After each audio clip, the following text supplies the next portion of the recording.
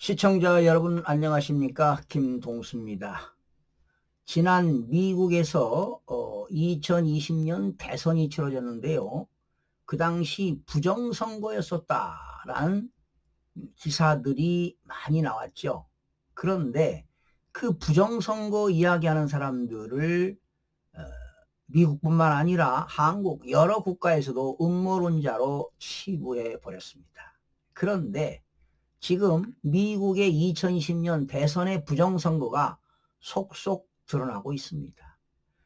투표용지가요 2번 집계했다는 거 아니겠습니까? 결과적으로 트럼프 표를 훔쳤다는 이야기입니다. 그 내용을 좀 전해드리겠습니다.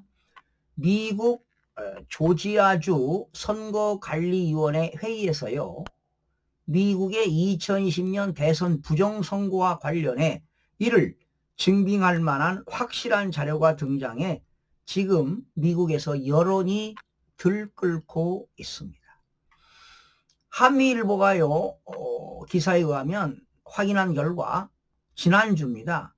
조지아 선거관리위원회 회의 자료에 법무부 장관에게 회부하도록 권고된 사건 목록 가운데 풀턴 카운티 집계 결과가 2020이라는 항목이 있었던 것으로 밝혀지고 있습니다.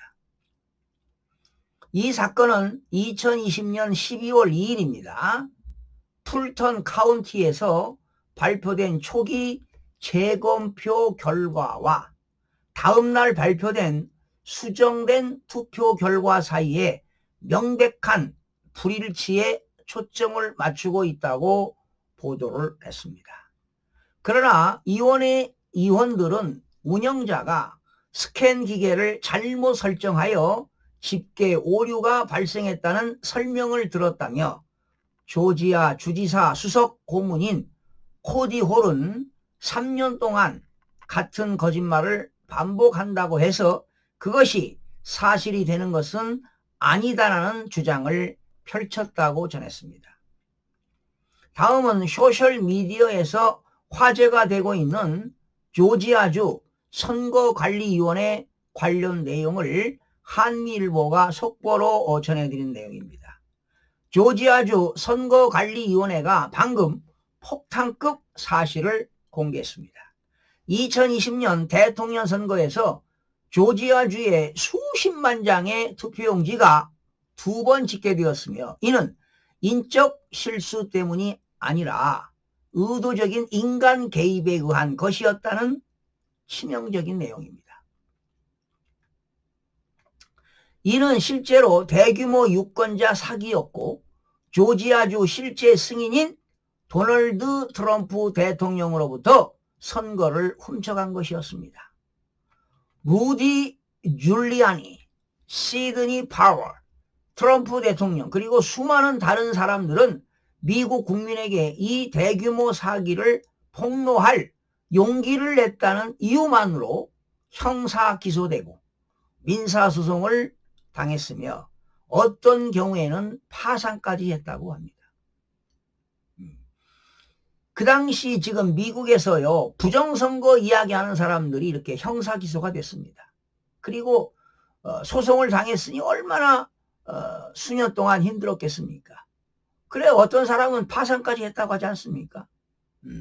지금 국내 대한민국에도 지금 그러한 여건들이 조성되고 있습니다. 자, 이제 그들은 완전히 그리고 전적으로 무죄가 입증되었습니다. 조지아주 선거관리위원회 위원장은 이제 조지아는 도널드 트럼프 대통령에게 사과를 해야 한다고 말하고 있습니다. 이제 공식적입니다. 여러분, 5년간의 길고 고통스러운 시간이 지난 지금 모든 증거가 공개되었습니다. 2020년 선거는 우리 모두로부터 도둑맞았으며 트럼프 대통령은 조지아주의 합법적인 승자였습니다. 조지아주 국무장관 브래드 라펜스피거 그리고 주지사 브라이언 캠프 그리고 다른 조지아 선거 고위 관리들은 돈을 받고 모른 척 했으며 이 사기 선거를 알고도 인정했습니다. 그러면 당연히 체포해야 되겠죠. 그 체포는 언제 시작이 되나요?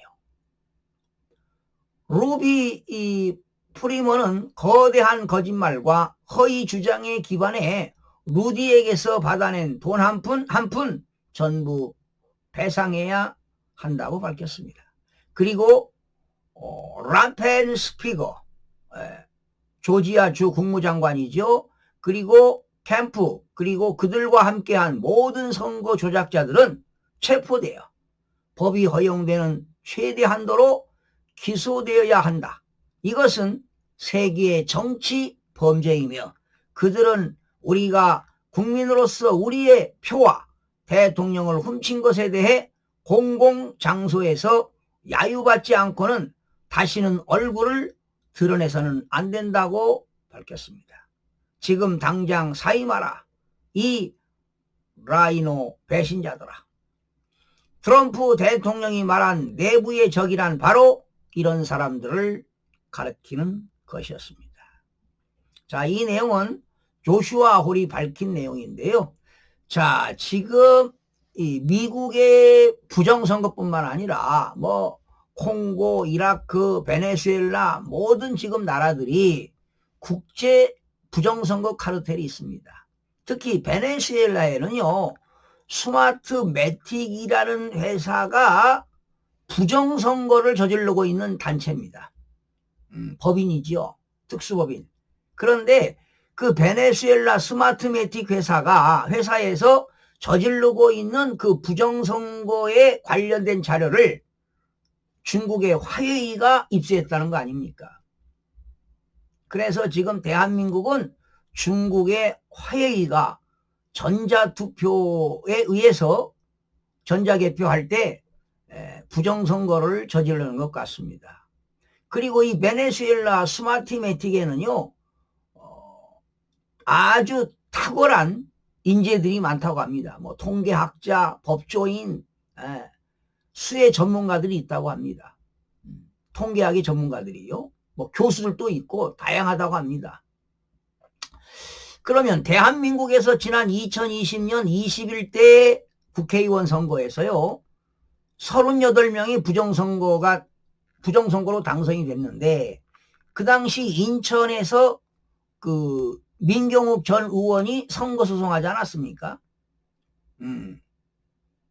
부정선거로요. 그런데 대법원에서 이 소송하게 되면 우리나라 그 공직선거는요, 선거소송을 30일 이내에 하도록 돼 있어요.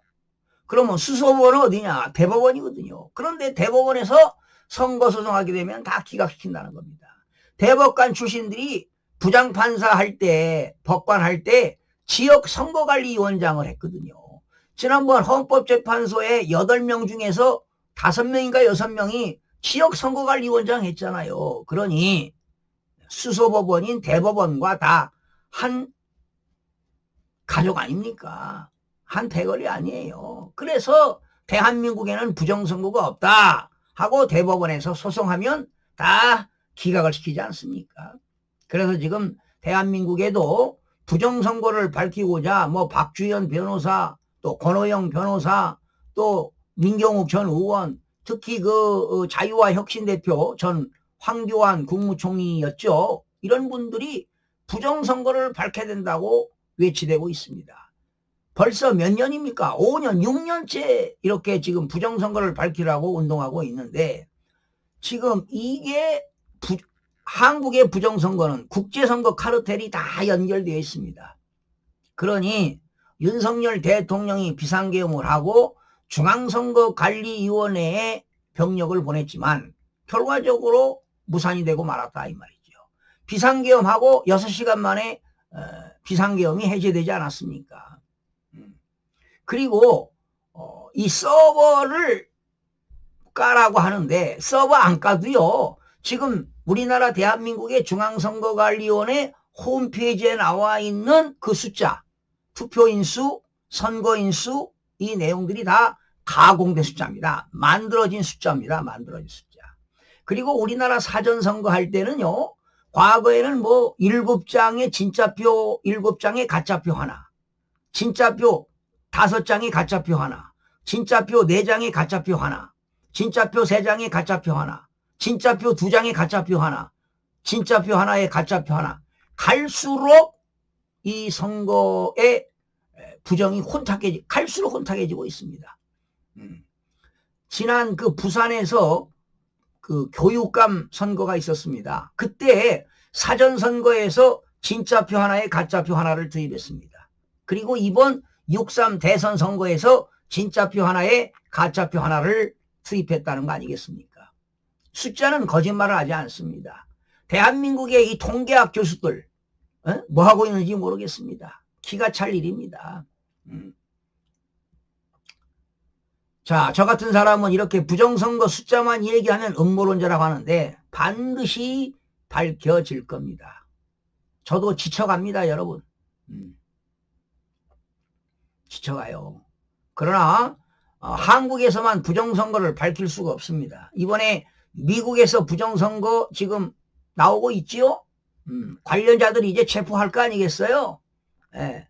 그리고 베네수엘라, 마두로 부정선거 밝힐 겁니다. 그러면 베네수엘라를 그 부정선거 자료를 입수하게 되면 한국은 무조건 밝혀지게 되어 있습니다.